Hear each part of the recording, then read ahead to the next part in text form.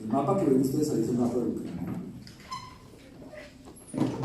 No pierdan de vista el mapa que vimos antes, que es el más ampliado, ¿correcto? Pero ahí es muy importante que tengan presente, que tengan en cuenta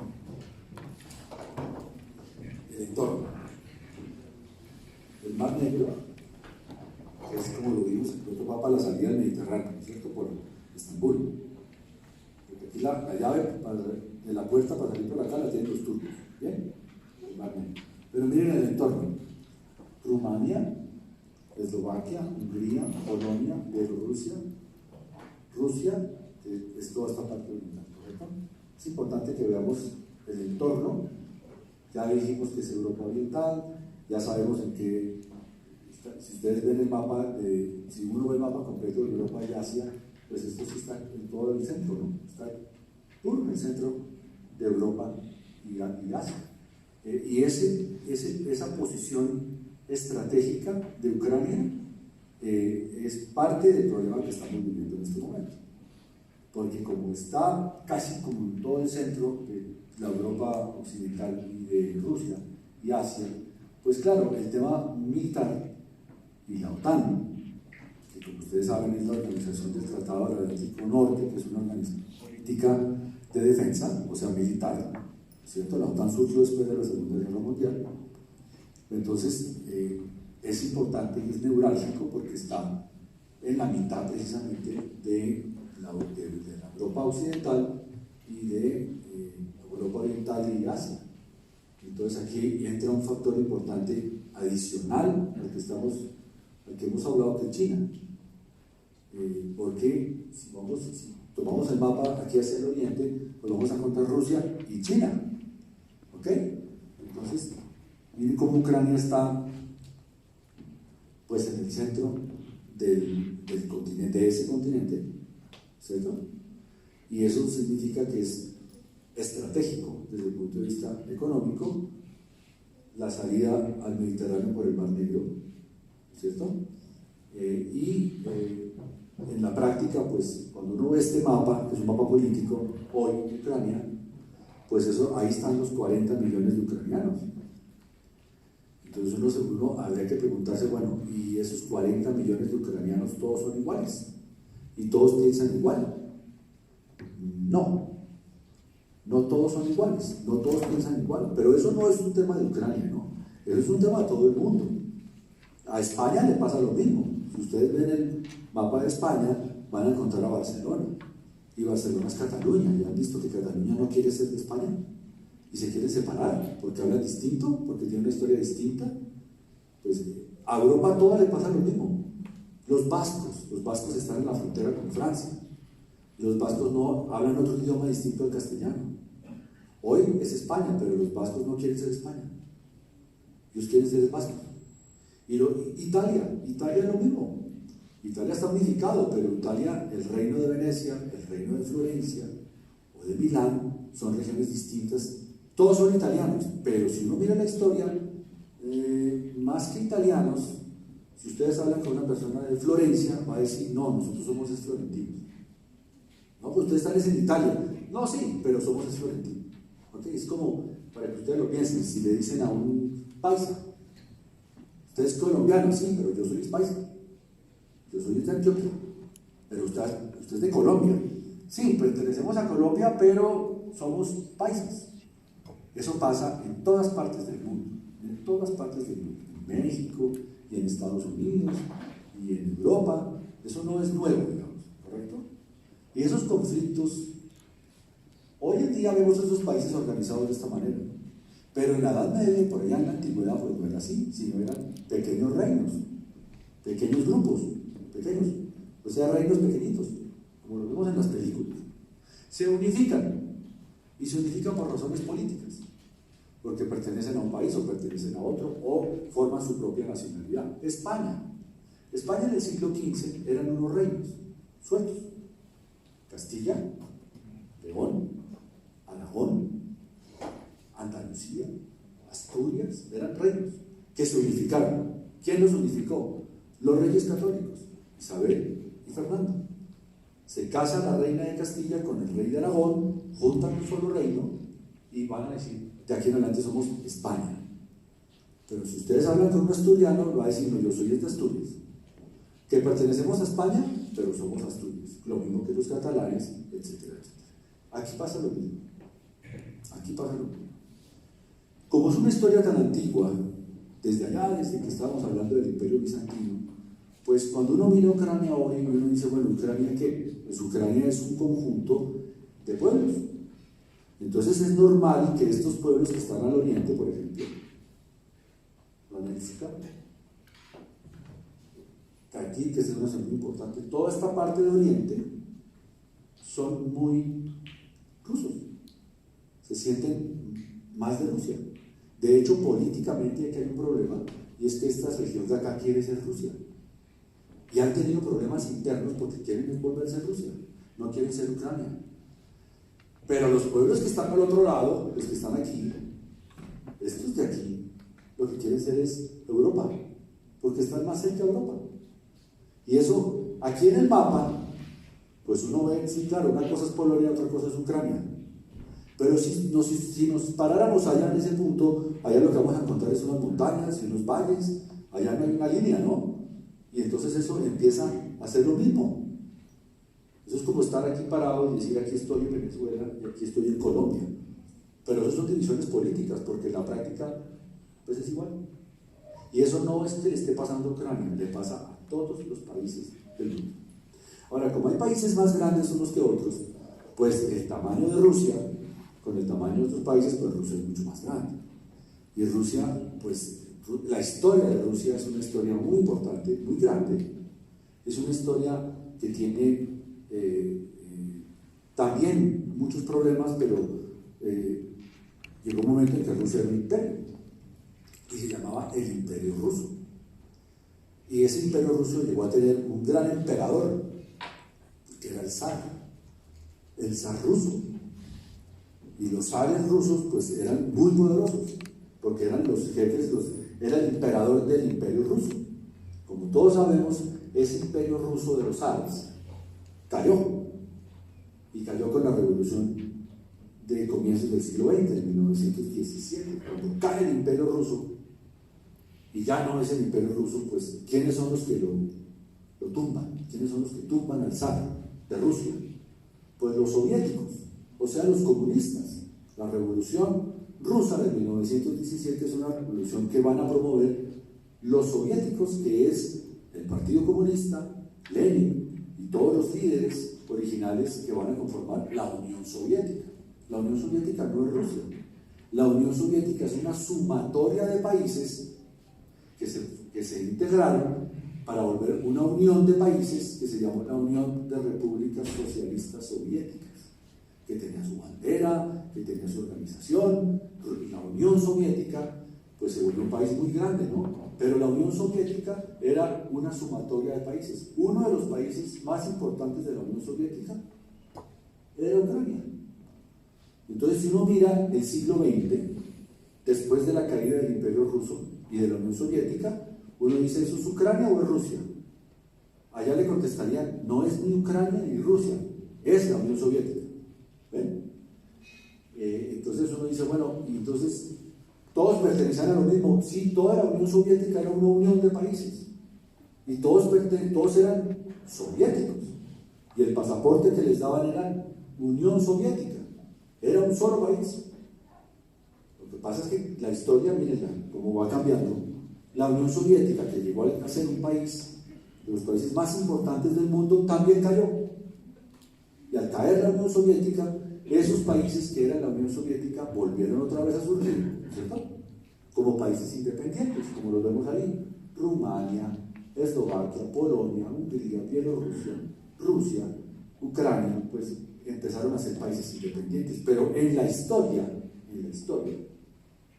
pues todo esto ha sido, uno podría llamar, todo esto es Europa Oriental. Entonces, la raza, las costumbres, la relación entre las personas son muy parecidos. Entonces los rusos, pues ¿qué pasa con los rusos? Pues que aquí están sus amigos, aquí en Ucrania están sus amigos, sus conocidos, sus familiares. Rusia y Ucrania eran un solo país hace poco, Se llamaba la Unión Soviética, ahora son países distintos, con líderes distintos.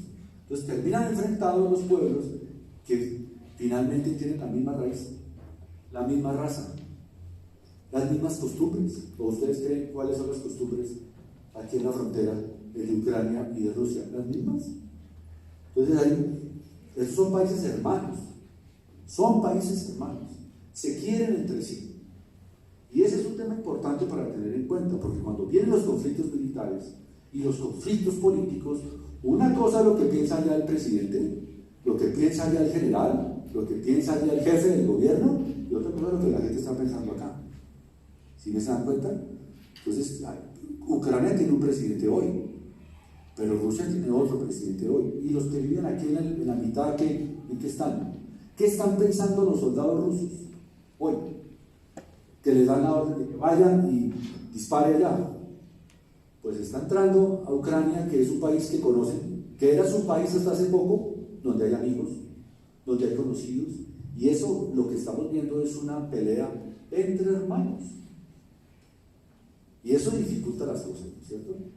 Supónganse ustedes, Dios no lo quiera, que tuviéramos un conflicto con Venezuela y tuviéramos una invasión de Venezuela a Colombia. Entonces, pues una cosa es Colombia, otra cosa es Venezuela. Entonces nos enfrentamos a matarlos a los venezolanos y los venezolanos a matar a los colombianos. En el fondo, nos encontraríamos con un pueblo hermano, hablando el mismo idioma, con una historia muy parecida, y eso genera problemas. Una cosa son los americanos o los norteamericanos en la Segunda Guerra Mundial combatiendo a los alemanes. Eso sí está muy lejos, ¿no es cierto? O los norteamericanos combatiendo a los japoneses en el Pacífico. Sí, no, es que eso no pueden ni hablar, son muy distintos. Esa es una guerra mucho más fuerte, por eso la guerra del Pacífico en la Segunda Guerra Mundial fue tan dura, porque esa era una guerra en la que no pueden ni hablar, o sea, eso era a muerte. Sí, los japoneses ni se rendían, porque son culturas muy distintas, pero cuando los conflictos son entre pueblos hermanos, son muy distintos, son conflictos completamente distintos. Mira lo que pasó con Barcelona y con España hace 2 o 3 años. Llegó un momento en que la cosa se puso tan complicada, porque Barcelona dijo, me separo, y yo no soy España y no quiero tener que ver nada con España. Llegó un momento en que los españoles dijeron, así, voy a mandar los tanques a Barcelona. Dijo el gobierno español, eso no es que usted se quiere salir de aquí porque se cansó, esto es España, y si no quiere, le pongo los tanques allá. Y España anunció que iba a sacar al ejército y a los tanques a ponerlos en Barcelona. Y ahí la cosa empezaron a decir, no, espera un momento, el ejército español va a combatir a los catalanes, en el fondo son iguales. Ah, sí, que hablan distinto, en el fondo son iguales. Esa es una guerra civil. Yo lo que veo que está pasando acá es muy parecido a una guerra civil. Ah, no, claro, una cosa es Rusia, otra cosa es Ucrania, pero aquí en la frontera, aquí lo que se está dando es una guerra civil, entre pueblos parecidos, entre pueblos hermanos, entre amigos, y eso no es fácil. No es fácil, y yo creo que parte de lo que está pasando ahorita es eso, que lo que se está viendo es una especie de guerra civil. Desde ese punto de vista, quiero hacerles un relato rápido de lo que le ha pasado a ese territorio en los últimos días. Rápido, no los quiero aburrir con fechas, pero es para que ustedes hagan una idea. Este territorio fue colonia de Roma durante el Imperio Romano, ya lo dije. Pero también fue territorio de Grecia, fue una colonia griega. En esa época decían que este era el granero de Grecia. ¿Cómo así? Sí, Grecia tenía todo ese territorio como el territorio propicio para el cultivo del trigo. Y el trigo, pues, para la antigüedad, lo sigue siendo, ¿no? Pero para la antigüedad era fundamental. El que manejaba el trigo manejaba la economía, porque es el pan. ¿Quién manejaba el trigo en el Mediterráneo? Los egipcios. Y por eso los romanos invadieron Egipto, porque esa era la zona del trigo. Esta era la zona del trigo de Grecia, y la llamaban el granero de Grecia, porque era el que producía el trigo. Produce el trigo. ¿Has visto la bandera de Ucrania que es azul con amarillo? El azul es del cielo y el amarillo es del trigo. Desde entonces fue así. En el siglo IV En el siglo IV después de Cristo, sí, fue invadido. Este territorio fue invadido.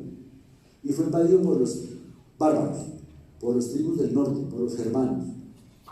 Y después fue invadido por los hunos, que como ustedes saben, era una tribu nómada que venía de Oriente, de Mongolia, Atila, los hunos.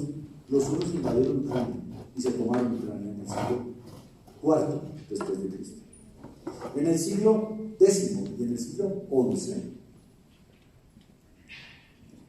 Ucrania tuvo una época muy importante que se convirtió en un país muy poderoso en económico por su trigo, y se volvió una potencia de esa parte de Europa.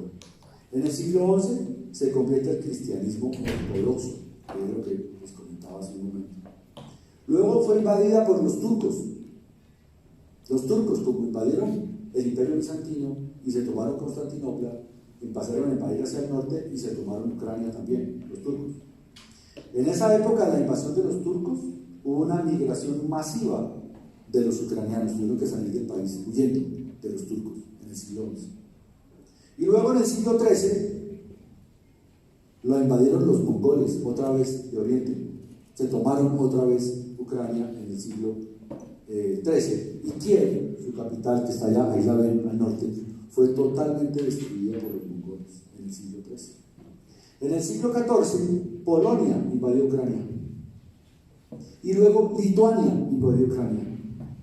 Tuvieron que huir, salir corriendo de su país, porque fueron invadidos por Polonia y por Lituania.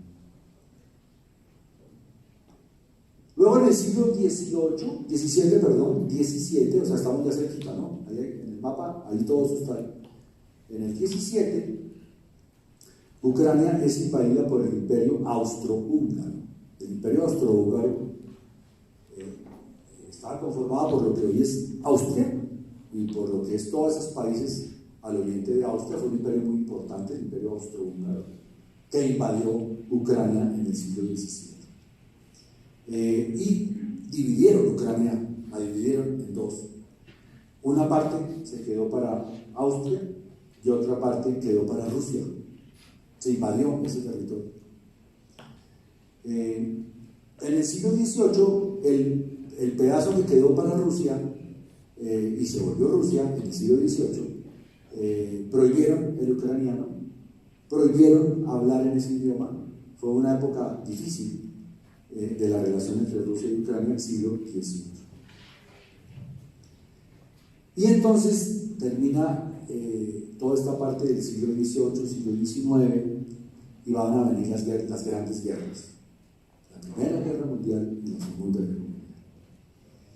Antes de que comenzara la Primera Guerra Mundial, Ucrania, como les digo, estaba dominada por dos países, Austria y Rusia, antes de la Primera Guerra Mundial. Y en ese conflicto hubo un conflicto en su momento entre el Imperio Austrohúngaro y los rusos. Fue un conflicto antes de la Primera Guerra Mundial.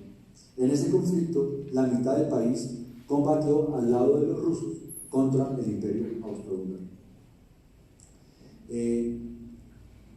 Se dice que en esa época fueron miles, algunos dicen millones de muertos que se dio en el conflicto entre el Imperio Austrohúngaro y Rusia antes de la Primera Guerra Mundial. Y llegó un momento clave en la historia, que fue la caída de la Rusia de los zares. La caída de la Rusia de los zares, con la revolución bolchevique, o sea, la revolución rusa de los comunistas en 1917, cae Rusia de los zares y va a aparecer una nueva organización política que es la Unión de Repúblicas Socialistas Soviéticas, en donde Rusia es el país más grande de la Unión Soviética, no el único, sino que los otros países van a formar parte de la Unión Soviética, incluido Ucrania. En ese momento en que la Rusia de los zares cae, como Ucrania venía siendo ocupada por Rusia, y al caer la Rusia de los zares, van a empezar a surgir movimientos nacionalistas ucranianos. Partidos políticos, organizaciones políticas, y van a surgir, van a dividir Ucrania como en 6 partes. Los propios ucranianos van a dividir Ucrania como en 6 partes, pero todos son movimientos nacionalistas. O sea, todos tienen el sentimiento de un país independiente de Rusia, ¿sí? E independiente de Polonia, independiente como país solo, aparte. Y empiezan a surgir los movimientos nacionalistas ucranianos. ¿Cuándo comienzan los movimientos nacionalistas ucranianos? Después de la caída del Imperio Ruso en 1917. Es decir, que durante todo el siglo XX van a aparecer movimientos nacionalistas ucranianos, ¿okay? Solamente que desde 1917 hasta 1990 todo ese territorio no va a ser Ucrania, sino va a ser la Unión Soviética, ¿okay? Van a formar parte de la Unión Soviética.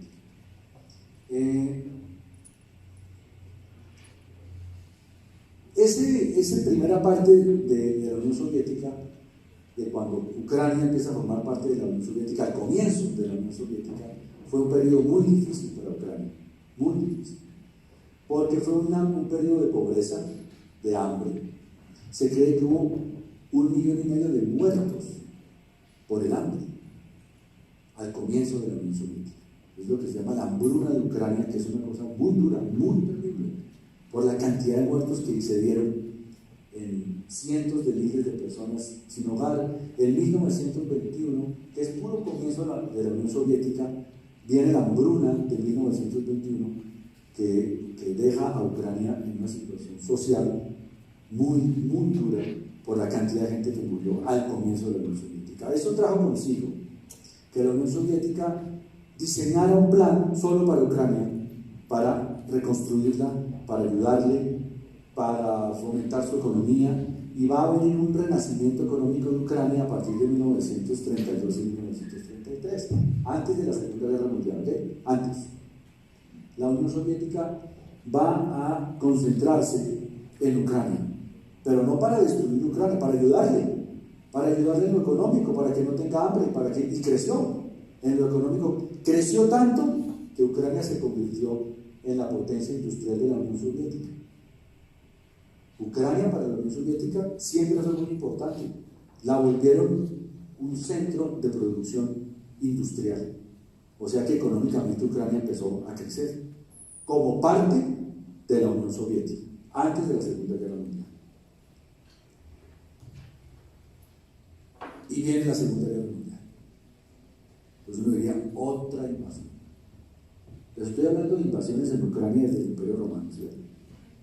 Otra invasión, pero ahora ya no van a ser los rusos, ahora van a ser los nazis, van a ser los alemanes, los que con el diseño del Blitzkrieg, que es la guerra relámpago, con la cual se tomaron Polonia, Checoslovaquia, Francia, Bélgica, Holanda, pues diseñaron el plan Barbarroja, que era tomarse la Unión Soviética. Ahora, si uno mira el mapa de Alemania y mira el mapa de la Unión Soviética, desde entonces ya se estaba diciendo cómo va a ser Alemania para tomarse toda la Unión Soviética. Es que por el solo tamaño de la Unión Soviética era una cosa casi imposible. ¿Y en qué consistía tomarse la Unión Soviética? Pues en tomarse las ciudades más importantes de la Unión Soviética. ¿Cuáles? Kiev, Unión Soviética.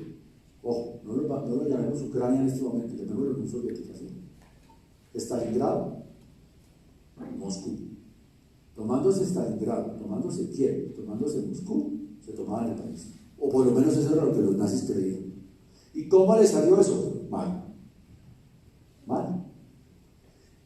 Las batallas de la Segunda Guerra Mundial más terribles, más sangrientas, que diezmaron además en un tamaño súper considerable a los nazis, fue la operación Barbarroja para tomarse la Unión Soviética, o sea, tomarse Kiev, Stalingrado, Moscú. No pudieron, estuvieron a punto de hacerlo, ¿cierto? El invierno, problemas logísticos, eso no era solamente llevar los tanques, sino darles gasolina también, ¿no?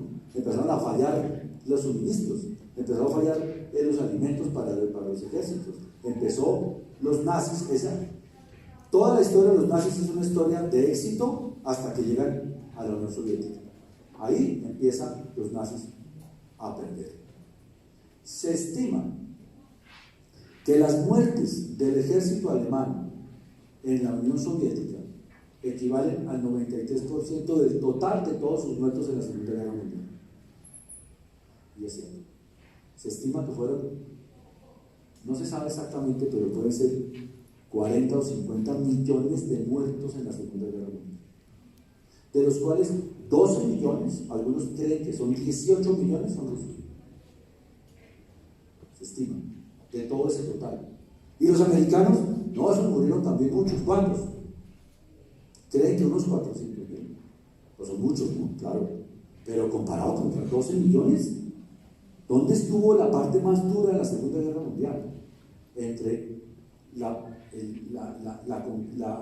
campaña de invasión de Alemania a la Unión Soviética.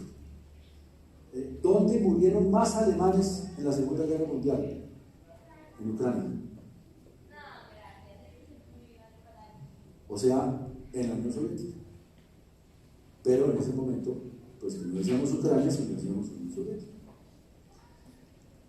Eso logró entonces que todo este pueblo se unificara en contra de los nazis. Como la historia es así, este pueblo ha combatido a los rusos, y a los polacos, y a los romanos, y a los turcos, y a los mongoles, y a todos. Con la invasión de Alemania y de los nazis en la Segunda Guerra Mundial, los ucranianos se unieron, todos. ¿Contra quién? Contra los nazis. Y bueno, gracias a eso, o en parte por eso, es que Hitler no pudo tomarse la Unión Soviética y tuvo que regresar. Y regresó con el rabo entre las piernas, perdón que lo diga así. Perdió, y perdió muchísimos hombres. Hasta ahí llegó la gloria de los alemanes, hasta ahí llegó. De ahí en adelante empezaron a retroceder, y la Unión Soviética a avanzar hacia Alemania, hasta que llegaron a Berlín. Por el oriente, por el occidente venían los ingleses, y por el sur venían los americanos, la invasión de Normandía. Todo eso ustedes ya lo saben, lo han visto, y cae Berlín, y cae Alemania. Y cuando cae Alemania y termina la Segunda Guerra Mundial, se reúnen los jefes, o sea, los aliados, Estados Unidos, los grandes, Estados Unidos, Inglaterra y la Unión Soviética. O sea, bueno, eso fue antes de que muriera Roosevelt, que es la famosa reunión de Kiev. Además, ¿quiénes se reunieron? Roosevelt, presidente de los Estados Unidos; Churchill, el primer ministro de los ingleses, del Reino Unido; y Stalin, el jefe de la Unión Soviética. Y ahí decidieron, bueno, esto lo vamos a ganar, esto ya está listo. Aquí lo que toca es hacer, invadir por acá, tomarnos a Alemania, acabamos con Alemania y nos repartimos lo que queda. Y se lo repartieron. La primera decisión que tomaron fue: vamos a partir Alemania en dos. La parte occidental va para los aliados occidentales, Estados Unidos y el capitalismo, ¿no es cierto? Y la parte oriental va a quedar de la Unión Soviética, o sea, va a quedar para el comunismo. Partieron el mundo en dos, lo partieron con una línea. Esto es para ustedes y esto es para nosotros. Esto es para los capitalistas y esto es para los comunistas. Y aparece Europa Oriental, la cortina de hierro, la Guerra Fría, la Unión Soviética, con todos esos países, no solo los de la Unión Soviética, sino además los otros países como Eslovaquia, como Hungría, como Rumania, como Checoslovaquia, todos esos países de Europa Oriental que eran aliados de la Unión Soviética.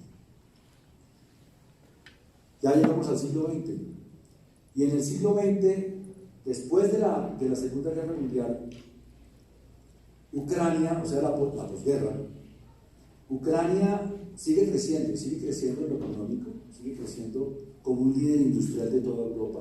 Las centrales nucleares empiezan a construirlas en Ucrania. Chernóbil, por ejemplo, y la tragedia de Chernóbil es la planta nuclear el desastre nuclear más grande en la historia de la era atómica, que se da ahí al norte de la frontera con Rusia y Ucrania. Ahí está Chernóbil. Ucrania se vuelve un país industrial, muy importante en la posguerra. El desastre de Chernóbil se da en 1986 y en 1990 va a pasar algo muy importante, y es que Ucrania va a firmar una declaración. Todos los pueblos de Ucrania van a firmar una declaración de independencia. ¿De quién? De la Unión Soviética. Punto importante. Y eso no pasó eso no fue el Imperio Bizantino, eso pasó en 1990, o sea, acaba de pasar. Que Ucrania firma la declaración de independencia de la Unión Soviética. Y en 1991, el Parlamento de Ucrania aprueba la declaración de independencia y Ucrania se vuelve un país democrático, con elecciones, con parlamento. El 90% del pueblo de Ucrania votó la independencia. 90% del pueblo de Ucrania. O sea que Ucrania, que tiene tantos pueblos y tantos, todo eso que ustedes están viendo acá, se ha unido en diferentes momentos de la historia. Se unió contra los nazis, se unió contra los hunos, se unió contra Polonia y se unió contra la Unión Soviética también, porque se independizó de la Unión Soviética. ¿Qué le pasó a la Unión Soviética? Pues que se disolvió. Ya estamos en 1991, se disuelve la Unión Soviética. ¿Y qué pasa con los países que eran de la Unión Soviética? Se volvieron países independientes.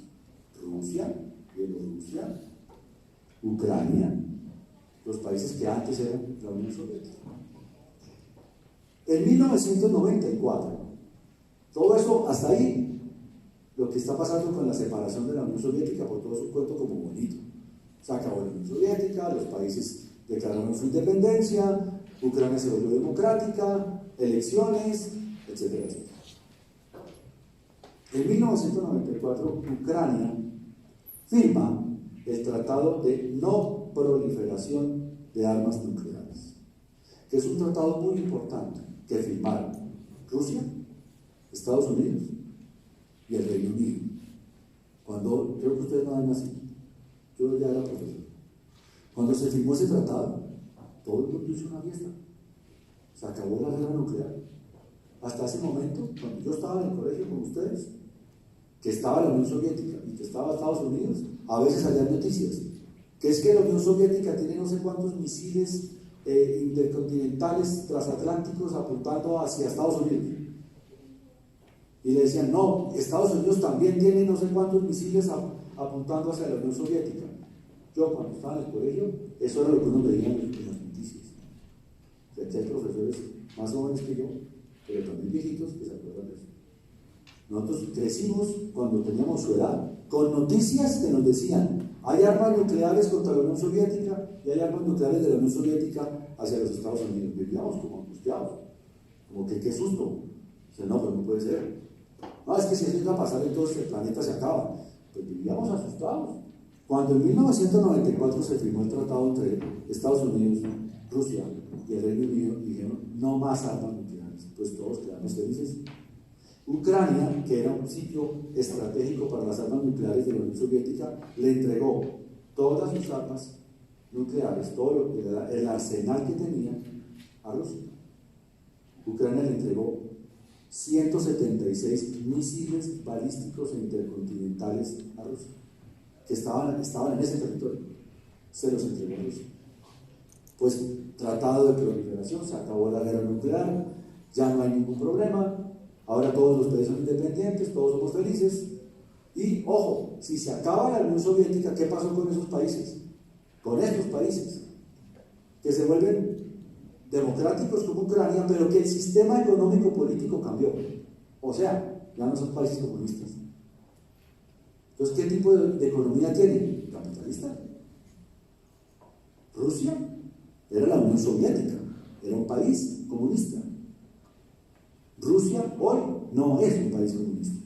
Hoy Rusia es un país capitalista. ¿O ustedes, quién creen que es dueño de la planta de gas más importante de Rusia? ¿El gobierno ruso? No, un señor. ¿Y el dueño de los aviones? ¿Y el dueño del carbón? ¿Y el dueño del petróleo? ¿Quiénes son los dueños de las grandes empresas rusas hoy? Privados. O sea que la lógica económica de la Rusia después de la Unión Soviética es una lógica capitalista. Finalmente la Unión Soviética al caer, ¿quién celebró la caída del muro de Berlín? ¿Quién celebró la caída de la Unión Soviética? Pues los países capitalistas, ¿no es cierto? Estados Unidos, Inglaterra, Alemania, toda Europa Occidental. No, pues esto ya se acabó, ya no hay problema con los comunistas, ya no hay comunistas. Ah, China, es que China es otra historia. Y China hoy es semicapitalista, semicomunista. China está ahí como en la mitad todavía, y creciendo, ¿no? Pero la Unión Soviética ya no existe. Y Rusia es capitalista, y Ucrania es capitalista. Y todos esos países son capitalistas. Y tienen democracia, y tienen elecciones. Eso es muy importante lo que estoy diciendo en este momento, porque en 1997 Rusia y Ucrania firmaron un tratado entre los dos países independientes, porque eso ya cada uno es un país distinto. El tratado de amistad entre Rusia y Ucrania es de 1997. Y ese tratado dice lo siguiente: respeto mutuo, igualdad de soberanía, integridad territorial, inviolabilidad de las fronteras, solución pacífica de controversias, no utilización de la fuerza, ni amenaza de utilización de la fuerza. Este es un tratado firmado en 1997, está prescrito, lo acaban de hacer, entre Rusia y Ucrania. Claro, es un nuevo mundo, es un nuevo sistema, no hay proliferación de armas nucleares, ya no hay amenaza nuclear, Ucrania le entrega las armas nucleares a Rusia y firman este tratado.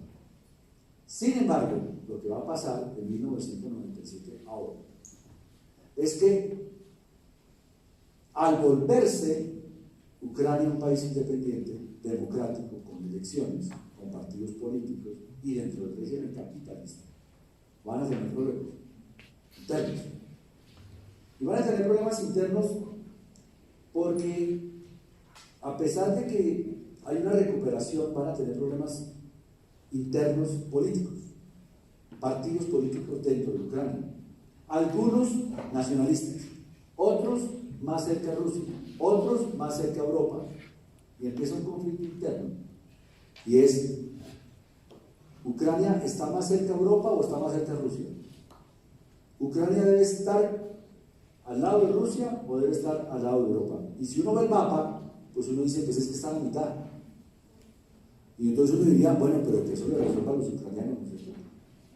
Eso no lo puede decidir el señor Biden en Washington, ni lo puede resolver el señor Putin en Moscú, que lo resuelvan los ucranianos, entre ellos, elecciones, que voten, que, en fin, lo normal, que hagan un referendo, que pase algo.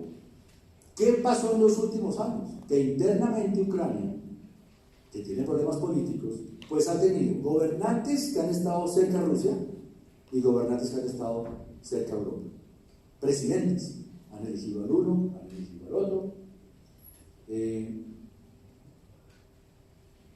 el 2014, por ejemplo, el presidente de Ucrania, que ganó las elecciones en el 2014, dijo que que ellos se querían anexar a Europa en el 2014. Y además dijo que ellos querían estar alineados con la OTAN, o sea, con el Tratado de Defensa del Atlántico Norte. Y eso empieza a generar un conflicto con Rusia, porque Rusia lo que dice hoy es que no le parece, no está de acuerdo, y ve con preocupación y ve con un peligro que ese país que está al lado de ellos, que estratégicamente es tan importante por la salida al Mediterráneo, por el Mar Negro, por el sitio en el que se encuentran, termine siendo parte de la Unión Europea y siendo parte de la OTAN. Porque, si bien es cierto, el muro de Berlín cayó y hay un tratado firmado por las potencias de que no va a haber más armas nucleares, ahí están las armas nucleares porque nunca las desbarataron. Entonces, Europa tiene misiles nucleares. ¿Y hacia dónde los tiene apuntados? ¿Hacia la Luna? No, pues ahí los tienen. Y uno diría, pero por qué no los desmontan? Apaguen eso, ¿cierto? No, ahí los tenemos un tiempo más, por si acaso. Y Rusia también los tiene, a pesar de haber firmado el tratado. Entonces se ha dicho muchas veces, ¿y por qué no los desmontan? No, todavía no. ¿Cuándo? Ya casi. Sí, pero ustedes tienen unos misiles ahí apuntando y los otros tienen unos misiles apuntando. Y ya no hay, y firmaron un tratado de que no haya proliferación de armas nucleares. Sí, pero está. Entonces, ojo, cuando Ucrania dice que quiere ser parte de Europa y de la OTAN, pues Rusia lo que está diciendo es, me van a colocar los misiles aquí adentro. Entonces no estoy de acuerdo. Entonces me tomo Ucrania. Ay, ay, uy. Entonces ya empezamos a entender qué es lo que está pasando. Ucrania entonces se vuelve el centro de la discusión de Oriente y Occidente. Ya no de los comunistas y los capitalistas, ¿no? Ya no estamos hablando de la Unión Soviética y de Estados Unidos, estamos hablando de países capitalistas todos, pero con intereses económicos, políticos. Rusia es el principal proveedor del gas de Europa y el gas pasa por Ucrania. Y Ucrania cobra por eso. Todo el gas que sale de Rusia hacia Europa pasa por Ucrania y Ucrania cobra por eso. Y están cobrando mucho y suben el precio del gas. Entonces Rusia construyó un gasoducto por el norte, por el mar, para llegar a Alemania. Está construido. ¿Y por qué construyeron eso? Pues para no pasar por Ucrania, pero no por temas políticos, sino para no pagar. Entonces hicieron el gasoducto. Y ahora que vino el problema con Ucrania, entonces dijeron, no, tranquilos que está el gasoducto con Alemania, no hay problema. Y Alemania dijo, no quiero su gas.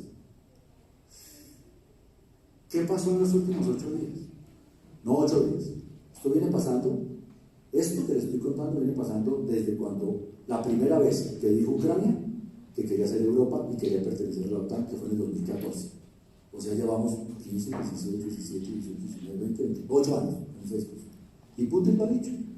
Putin se lo dijo a los alemanes, se lo dijo a los alemanes todo el tiempo. Oigan, ustedes, si Ucrania se vuelve Europa y OTAN, yo no voy a dejar que me coloquen los misiles ahí. Lo lleva diciendo hace 8 años. Pero sigue el tema, y sigue el tema, y sigue el tema. Ahora bien, y para terminar,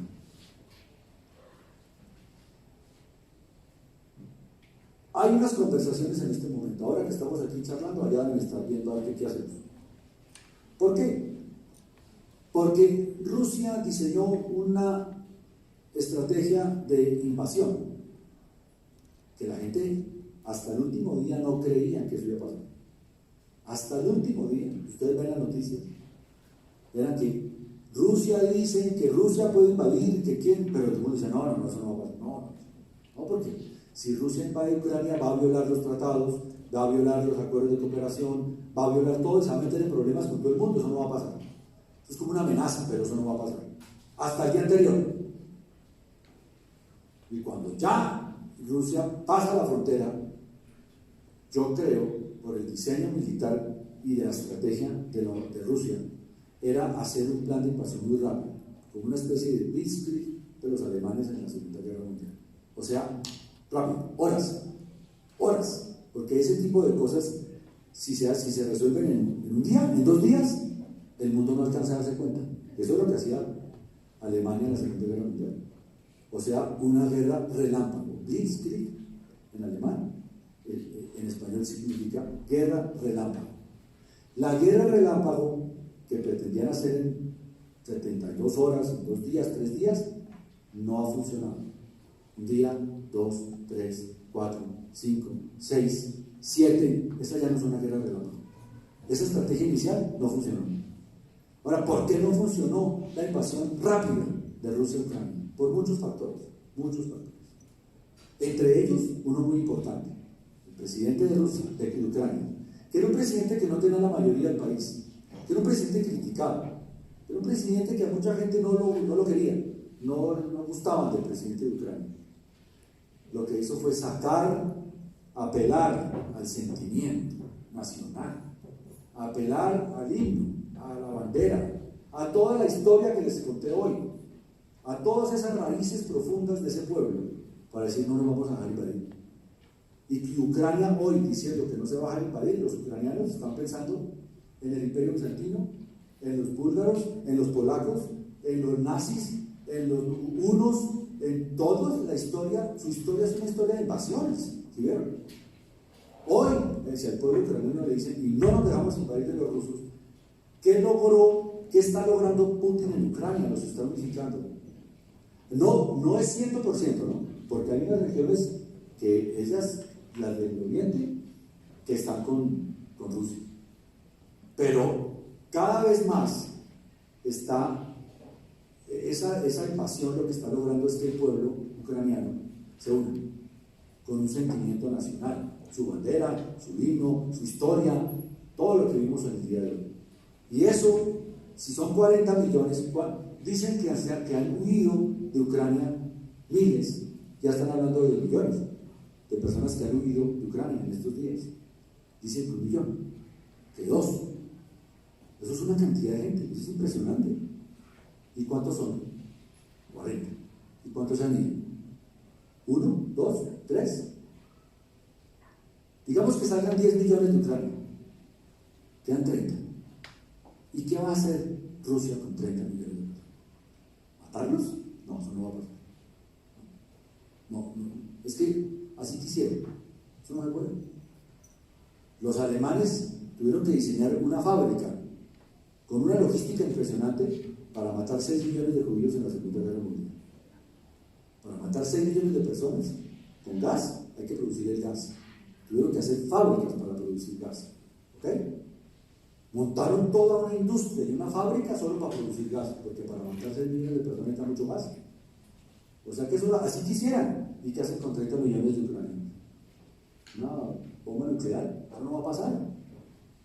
Entonces, a medida que pasa el tiempo y los días, eso sumado, Putin logró una cosa increíble, y es que todos los países de Europa se están uniendo alrededor de Ucrania. Hasta Suiza, que siempre ha sido neutral, Finlandia, que ha sido neutral, Suecia, que ha sido neutral. ¿Por qué? Porque si se acepta que un país que no está de acuerdo con otro país lo puede invadir, pues eso puede pasar en España, puede pasar en Finlandia, puede pasar en Alemania, puede pasar en cualquier país del mundo, puede pasar en Venezuela y Colombia. No, es que como yo no estoy de acuerdo con usted, pues entonces yo paso la frontera y lo invado. Eso está pasado de moda. Qué pena, eso es lo que ha pasado en el mundo. Ahí en eso que ustedes vieron, el mundo moderno es firmar tratados, hablar, negociar para que eso no pase, o sea, para que haya solución pacífica a las controversias. No puede ser que las controversias las solucionemos a bala. Entonces, en realidad sí, históricamente hay un desfase, ¿correcto? Y todo Occidente, pues lo que ha logrado es que unirse en frente, independientemente de que nos parezca mejor, o que Rusia tiene razón, Rusia no tiene razón, o que sí tiene argumentos o no tiene argumentos, pero es que el hecho de hacer la invasión, eso sí es lo que la gente dice, no, eso sí no. Y eso es lo que ha pasado en los últimos días. Creo finalmente, como dije al comienzo de la charla, que para poder actualizar esto y saber bien qué está pasando, nos toca volver a hablar mañana, y el lunes, y el martes, porque esto cada día está pasando, cada hora están pasando cosas. Pero lo que se está viendo en las últimas horas es que con las sanciones económicas de Europa, de Estados Unidos, a Rusia, pues el que está pagando un precio muy alto va a ser Rusia. El rublo, la moneda rusa ha caído a niveles históricos. Era una moneda muy fuerte, ahora cada vez menos, cada vez menos. Las sanciones económicas son para Rusia, el cierre de los espacios, y los dueños de las fábricas, o sea, los capitalistas, lo que llaman los oligarcas, los ricos, los dueños de los grandes negocios en Rusia, que no es el Estado ruso, son personas de carne y hueso, son los grandes millonarios, son los grandes dueños del capital ruso. ¿Y ellos qué están pensando? Pues ya están nerviosos, ¿no? Ya están diciendo, oiga, esto lo iba a hacer en 2 días, ya vamos 8, y vamos a seguir así, y el rublo está cayendo, y el petróleo subiendo. Entonces ya están nerviosos. ¿Quiénes son los que están más nerviosos? Los dueños del capital ruso. Porque Rusia hoy no es un Estado comunista, no es la Unión Soviética, es un Estado capitalista. Y para ser capitalista, pues uno tiene que acogerse a las reglas del capitalismo. ¿Y cuáles son las reglas del capitalismo? La libertad, los contratos, los negocios, ¿cierto? Esas son las reglas del capitalismo. El capitalismo no es a las malas ni con mala, es haciendo negocios. Y para hacer negocios, pues yo tengo que circular el dinero, mandar el dinero de un lado a otro, hacer contratos, vender, comprar. Esa es la lógica del capitalismo, el comercio. Si se ataca ese tema económico, ya están los dueños del capital, o sea, los dueños de las grandes empresas rusas, ya están nerviosos hoy. Porque al dueño del gas, que tiene un apartamento en Nueva York, tiene 2 aviones privados, tiene acciones en bolsa, pues ya está mirando su cuenta del banco y dice, oiga, yo estoy perdiendo plata. Y ya le están diciendo a Putin, ¿y esto es para hasta cuándo? ¿Cuánto más va a durar esto? Cada día que pasa, están perdiendo más plata. ¿Quién se está empobreciendo con todo esto? Todo el mundo. ¿Quién está afectado con esto? Todo el mundo. Aquí llevamos 2 horas hablando de esto y estamos a miles de kilómetros de ese sitio, pero también nos preocupa, también nos afecta. También puede afectar el valor del petróleo en el mundo. Entonces nos afectamos también los colombianos, porque dependemos de eso, ¿no es cierto? O sea, todo el mundo está afectado, sí. La estrategia inicial de resolver el tema en 2 días no se pudo, se está alargando y con eso no están en ese tema, pero cada vez más. Y teniendo el apoyo de Europa Occidental, de Estados Unidos y de los países capitalistas. A ellos tampoco les llama la atención que un territorio pueda invadir a otro, porque ellos también tienen problemas internos iguales. Entonces, la presión económica, creo yo, que es la que va a terminar resolviendo este tema. Y ustedes dirán, ¿y por qué no paran de bombardear? ¿Por qué no paran? Ya, paren, cese el fuego, paren un momento, hablen. No paran, porque para sentarse en la mesa de negociación tienen que llegar fuertes.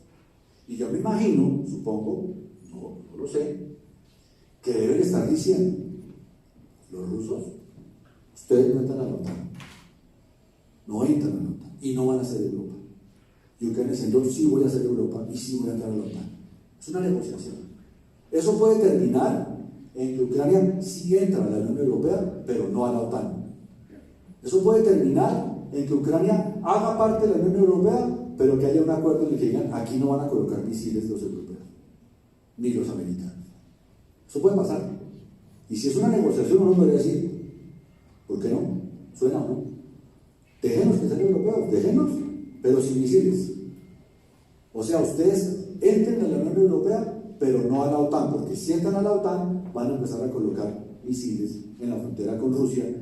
Y pues ahí sí los rusos van a decir, a mí no van a colocar misiles en la frontera, ¿no es cierto? Y si ustedes quieren entrar a Europa, pues entren a Europa, pero sin misiles, sin ejército y sin armas. Eso puede pasar. Y eso es lo que están negociando ahorita. Tendremos que seguir muy atentos de lo que está pasando, de las noticias. Confiemos y hagamos una evocación, ¿no es cierto? El mundo, por los seres humanos que están sufriendo, tanto en Rusia como en Ucrania, por Europa. Aquí está por medio, hoy en día todo tiene que ver con todo, mire, todo tiene que ver con todo. O sea que esto no es un tema ya de los rusos y de los ucranianos, de todos nosotros también. Por eso hay que estar pendientes, leer, enterarse, sacar nuestras propias conclusiones y confiar que al fin de toda esta historia, como siempre ha pasado en la historia del mundo, al final triunfa la paz. Al final triunfa la sensatez. Al final triunfa la vida. Siempre ha sido así. Miren con los nazis. Iban a acabar con el planeta. Lo querían acabar de verdad. Querían tomarse toda Europa y el mundo. No pasó. Hitler quería ser el nuevo emperador romano. Eso le duró 4 años. 4 añitos. Eso no duró nada. Fue miedoso, ¿no? Pero no duró nada. Fue un cortico. Se acabó el tema. Y todo esto que ustedes ven acá siempre ha terminado con sensatez, siempre ha terminado en paz. ¿Qué es mejor? ¿Estarnos matando o estarnos queriendo? Pues uno dice, no, pues mejor quererse, ¿no es cierto? Y los capitalistas dirían, para hacer negocios es mejor que estemos en paz y no dándonos bala. Y eso es lo que ha pasado en el mundo en los últimos años. Confiemos que en esta ocasión suceda algo por el estilo. La rectora, muchas gracias. Silvia, muchas gracias. Profesores, a ustedes, muy largo, lo sé, pero es que el tema es largo, el tema es complicado. Y para poder tener más o menos un entorno, pues tocaba hacer un poquito toda esta revisión que hemos hecho el día de hoy. Y ojalá, esperemos qué pasa, pero podríamos volver a retomar el tema dentro de unos días para ver qué ha pasado, ¿les parece? Muchas gracias.